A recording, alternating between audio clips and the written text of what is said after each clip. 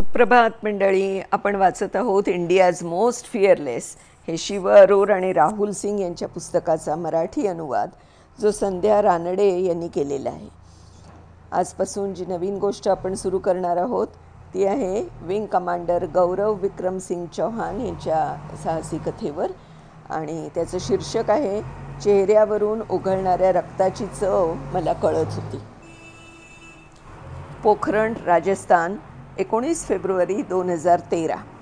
त्यांच्या मिटलेल्या डोळ्यांच्या मधोमध झालेल्या खोल जखमेतून येणारं रक्त त्यांच्या एका गालावरून उघळत होतं. स्ट्रेचरवर ते सरळ झोपलेले होते आणि नुकत्याच त्यांच्या मानेला बांधलेल्या पट्ट्यामुळे त्यांचं डोकं काहीसं मागे झुकलं होतं. तिथल्या बाकीच्या अधिकाऱ्यांच्या घोळक्यातून जोधपूरच्या धावपट्टीवरून काहीशा अवघडलेल्या स्थितीत चालत असताना 6 महिन्यांच्या गर्भवती असलेल्या अवंतिका अग्रवाल शक्य तितकं शांत राहण्याचा प्रयत्न करत होत्या. हवाई दलाचे अधिकारी चालताना मधूनच त्यांच्याकडे बघत त्यांना काही मदत हवी असल्यास त्यासाठी तत्पर होते. पण शेवटची काही पावलं स्ट्रेचरच्या दिशेने चालताना अवंतिका क्षणभरही थांबल्या नाहीत. त्या काही क्षणांमध्ये अवंतिकांनी स्वतःला सावरून घेतलं. थंडीच्या सरत्या दिवसांमध्ये संध्याकाळच्या काहीशा अंधारातच त्यांच्या चेहऱ्यावरच्या पट्ट्या आणि रक्त यांच्याबरोबरच आणखीही एक गोष्ट अवंतिका यांच्या नजरेनं टिपली होती, त्यांच्या चेहऱ्यावरचं हसू.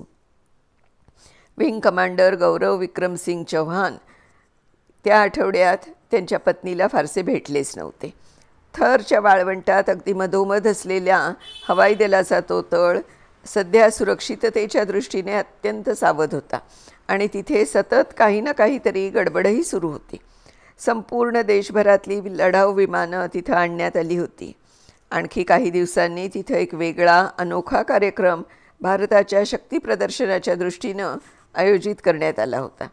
त्याच्या पूर्वतयारीसाठी ही विमानं इथे आलेली होती. या कार्यक्रमाला दिलं गेलेलं नाव होतं आयर्न फिस्ट, म्हणजे वज्रमूठ. या कार्यक्रमासाठी निवड केली होती ती पोखरणची. अनेक वर्षांपासून तिथं भारतानं केलेल्या त्याच्या भूमिगत अण्वस्त्र चाचण्यांनंतर पोखरण हे नाव सर्व परिचित झालं होतं. आयर्न फिस्ट या कार्यक्रमाचा आणि अण्वस्त्र चाचण्यांचा तसा काहीही संबंध नव्हता. भारताच्या विराट आणि निष्ठूर अशा हवाई शक्तींचं प्रदर्शन या कार्यक्रमातून केलं जाणार होतं. यात दारुगोळा भरलेल्या शस्त्रास्त्रांच्या मोठ्या प्रमाणावरच्या संकलनाचंही या कार्यक्रमाला आलेल्या लोकांना अवलोकन करता येणार होतं. या कार्यक्रमासाठी नियंत्रित केल्या गेलेल्या पाहुण्यांमध्ये भारताची काही महत्त्वपूर्ण नेते मंडळी, वेगवेगळ्या अनेक देशांमधून येणार असलेले राजकीय मुत्सद्दी आणि राजकीय स्तरावरचे पत्रकार यांचा समावेश होता.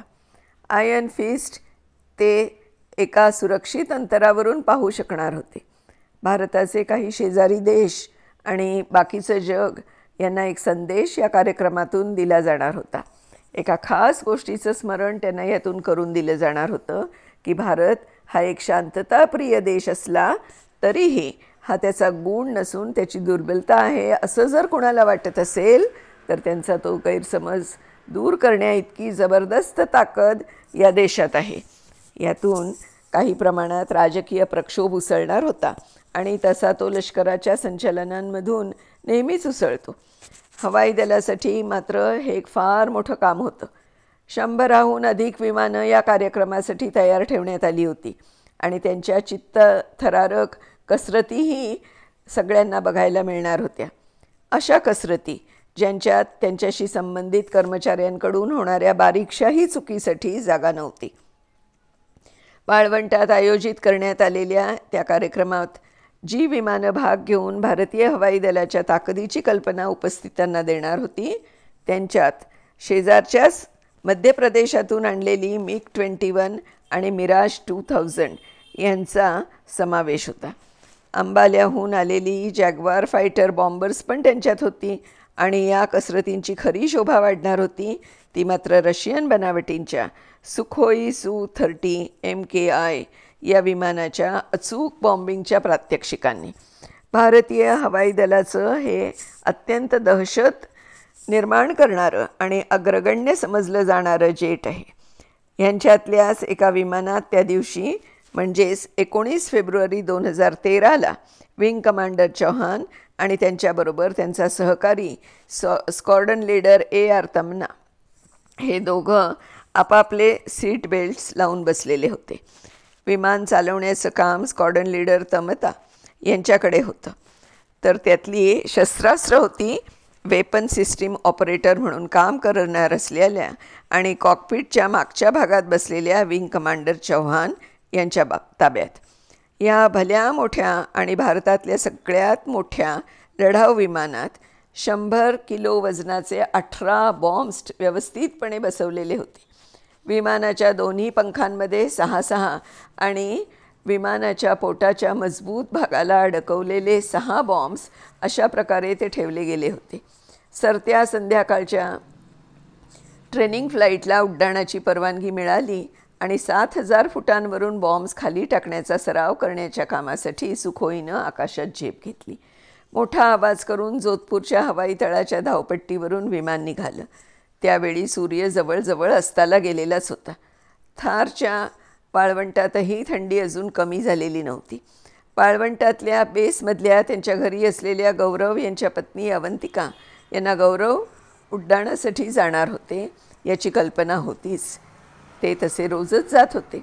इतर वैमानिकांच्या कुटुंबांप्रमाणेच त्यांनीही सुखोईच्या अजस्त्र NPO सॅटर्न AL-31FP इंजिनचा आवाज ऐकला आणि मनाशीच नोंद करून ठेवली की त्यांच्या पतीचं जेट आता हवेत होतं. त्यांचं विमान परत येऊन सुखरूपपणे जमिनीवर उतरेपर्यंत आता त्यांच्या मनावर काळजीचा पातळसा थर पसरून राहणार होता. अर्थात हा आता त्यांच्या दैनंदिन जीवनाचाच एक भाग होता. विमानानं जमीन सोडल्यानंतर आणि थरच्या त्या वाळवंटाच्या आकाशात झेप घेतल्यानंतर विंग कमांडर चौहान आणि त्यांच्या सहकार्याने विमान वरच्या दिशेनं वळवलं आणि ते थेट 6,900 फूट उंचीवर नेलं. ती उंची त्यांना ठरवून दिली गेली होती. स्क्वॉड्रन लीडर तमना पुढच्या सीटवरून विमानाच्या कंट्रोल पॅनेलवरच्या यंत्रणेत गुंतलेले असतानाच विंग कमांडर चौहान यांनी वर्षावाच्या कामासाठी गरजेची असलेली यंत्रणा कार्यरत करायला सुरुवात केली. बॉम्ब्स खाली टाकण्यासाठी थारच्या वाळवंटातला चंदन हा भाग अतिशय अगदी चांगला होता, सोयीस्कर होता आणि म्हणून तो निश्चित केला गेला होता. Su-30 बरोबर त्या संध्याकाळी आणखी काही विमानं आकाशात घिरट्या घालत होती. 4 दिवसांवर आलेल्या कार्यक्रमासाठी त्यांचाही सराव सुरूच होता. आकाशातली ठरलेली जागा आणखी 2 विमानांबरोबर त्यांना वाटून घ्यायची होती. याची कल्पना विंग कमांडर चौहान यांना अर्थातच होती. त्यातलं एक होतं विंग कमांडर चौहान यांच्याबरोबर अकॅडमिक असलेले त्यांचे एक सहकारी चालवत असलेलं जगवार आणि दुसरं होतं इस्रायली बनावटीचं हेरॉन, हे पाळतीच्या कामावर असणारं सर्व्हिलन्स ड्रोन. या ड्रोनवर इथल्या कार्यक्रमात बॉम्ब वर्षाव करणार असलेल्या विमानांचं आणि बॉम्बिंगचं चित्रीकरण करण्याचं काम सोपवलं गेलं होतं. त्यांच्याजवळ असलेल्या थर्मल व्हिजन कॅमेरा आणि सिंथेटिक ॲपर्चर रडार यांच्या सहाय्याने हे चित्रीकरण केलं जाणार होतं. विमानातल्या मिशन कम्प्युटरचा वापर करून विंग कमांडर चौहान बॉम्ब्स टाकण्याच्या जागा निश्चित करत होते आणि त्यांच्यावर मार्कर्स टाकत होते. जेटला ज्या ज्या ठिकाणी बॉम्ब्स टाकायचे होते त्या जागांवर जाण्यासाठी नेव्हिगेशनचं कामही ते करत होते. हे काम अत्यंत काळजीपूर्वक करणं गरजेचं होतं, कारण जमिनीवर बॉम्ब पडताना तो बंदुकीच्या गोळीसारखा सरळ न जाता लांब लचक कव घेतो. त्यामुळे तो नेमका कधी आणि कुठे खाली सोडायचा त्याची माहिती कम्प्युटरवरून घ्यावी लागते. नॅव्हिगेशनचा डेटा पंच करून झाल्यानंतर जेटला ऑटो पायलटवर टाकण्यात आलं, कारण बॉम्ब्स टाकले जात असताना त्या काळामध्ये वैमानिक स्क्वॉड्रन लीडर तमता यांची गरज विंग कमांडर चौहान यांना त्यांच्या फ्लाईट स्टिकरवरचं बटन दाबण्यासाठी लागणार होते. स्क्वॉड्रन लीडर तमता यांनी बटन दाबलं आणि ते तसंच धरून ठेवलं. त्यावेळी पहिल्या बाजूचे बॉम्ब्स खाली पडायला सुरुवात होणं अपेक्षित होतं, पण तसं घडलंच नाही. Su-30 हे एक अत्यंत दणकट विमान आहे. सहजासहजी ते कधीही थरथरत नाही. पण स्क्वॉड्रन लीडर तमता यांनी जेव्हा बटन दाबलं त्यावेळी 2 गोष्टी विंग कमांडर चौहान यांच्या लक्षात आल्या. प्रखर अशा उजेडाचं चमकून जाणं, इतकं प्रखर की त्यावेळी त्यांच्या क्षणभर आपोआप मिटल्या गेलेल्या डोळ्यांनासुद्धा फक्त पांढरं पांढरंच दिसत राहिलं. आणि दुसरी गोष्ट, त्या प्रचंड जड विमानाला एक जोरदार हिसका बसला आणि ते त्याच्या जागेवरून सरकल्यासारखं झालं. त्या दोघांनाही लगेच कळलं की काहीतरी भयानक गोष्ट घडलेली होती. विमानाच्या उजव्या पंखाला अडकवलेले बॉम्ब्स तिथून न सुटता जागच्या जागीच फुटले होते. त्यामुळे विमानाच्या पंखाचा मोठा भाग तुटला आणि त्याचे धारदार तुकडे विमानाचं छत म्हणजे कॅनोपी फाडून कॉकपिटमध्ये घुसले. त्या काही क्षणांमध्ये काय घडलं होतं ते भारतीय हवाई दलाच्या एका अहवालात खालील गेलेल्या शब्दांमध्ये लिहिलं होतं. विमानाला आगीच्या मोठमोठ्या ज्वाळांनी घेरलं आणि हवेतल्या हवेत त्याचे असंख्य तुकडे होऊन ते सर्वत्र विखुरले. विमानाच्या उजव्या पंखावर झालेल्या या स्फोटाने तो पंख मुळापासूनच तुटला आणि त्याच्यावर अजिबात नियंत्रण नसल्याने विमान भयानक वेगाने गरगरत खाली आलं. चुराडा झालेल्या छताचे तुकडे त्यांच्या चेहऱ्यावर जोरात आपटले आणि ते असं होत असतानाच विंग कमांडर चौहान यांना ते जाणवतही होतं. त्यांच्या हेल्मेटची समोरची पारदर्शक पट्टीही फुटली होती आणि तिचा एक तुकडा 2 डोळ्यांच्या बरोबर मध्येच त्यांना लागला होता. पण ते त्यांना त्यावेळी कळलंही नव्हतं. कॉकपिटमध्ये त्यावेळी एकच गोष्ट अशी घडली होती की ती बाकीच्या गोष्टींकडे लक्ष जाणं जरा कठीणच होतं. कॉकपिटमध्ये कानठळ्या बसवणारा आवाज सुरू झाला होता. तुटलेल्या विमानाच्या छतातून आत येणाऱ्या सोसाट्याच्या वाऱ्याच्या कर्कश आवाजामुळे त्या 2 वैमानिकांमधलं संभाषणच अशक्य झालं होतं. एकमेकांपासून अगदी जवळ बसलेले असूनही त्यांना एकमेकांशी बोलता येत नव्हतं. विंग कमांडर चौहान आणि स्क्वॉड्रन लीडर तमता त्या तुकडे व्हायला लागलेल्या विमानावर नियंत्रण ठेवण्यासाठी जीवाच्या आकांताने धडपडत असतानाच थरवरच्या आभाळातून अंधारातून थेट त्यांच्याच दिशेनं काहीतरी वेगानं येत होतं. ती दोघंही पट्टे बांधलेल्या स्थितीत आपापल्या खुर्चीत हलू न शकता बसले होते. विमानाचा एक पंख तुटला होता. विमान जवळजवळ निकामी अवस्थेतच गेलं होतं आणि हे संकट कमी होतं म्हणून की काय, आता दुसरं एक विमान सरळ सरळ त्यांच्याच दिशेने येत होतं. त्या दोघांनाही नंतर समजलं होतं की ते हेरॉन ड्रोन होतं आणि कुठल्याही क्षणी त्यांच्या विमानावर ते धडकू शकलं असतं किंवा त्याला चाटून गेलं असतं. ते जास्त जवळ येण्याआधीच Su-30 विमानानं एक झोकांडी खाल्ली आणि एक गिरकी घेऊन त्याचं तोंड पूर्णपणे खालच्या दिशेनं वळलं. ते आता वेगानं खाली यायला सुरुवात झाली, थेट खालच्या थरच्या वाळवंटाच्या दिशेनं. विमानाच्या फुटलेल्या छतातून वेगानं आत शिरणाऱ्या वाऱ्याने स्वतःबरोबर स्फोटकांचीही एक झुळूक आणली.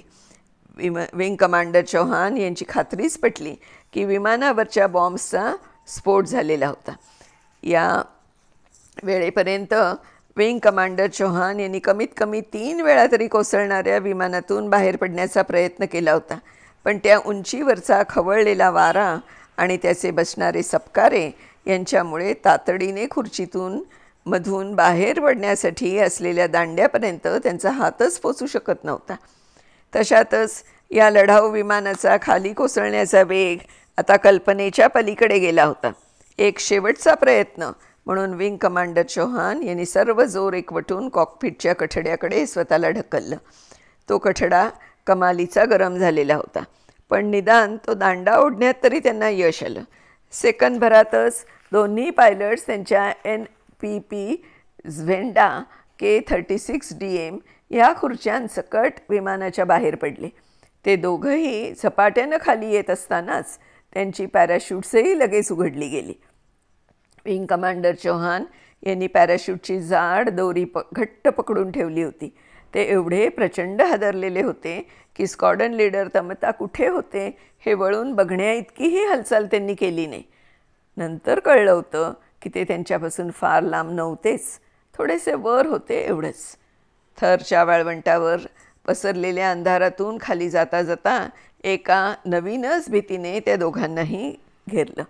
विंग कमांडर चौहान यांना आठवलं की अकॅडमीतल्या त्यांचा जो सहकारी जगवार घेऊन त्या भागात त्याच वेळी येणार होता, त्याची बॉम्बिंग करण्याची वेळ ही नेमकी तीच होती.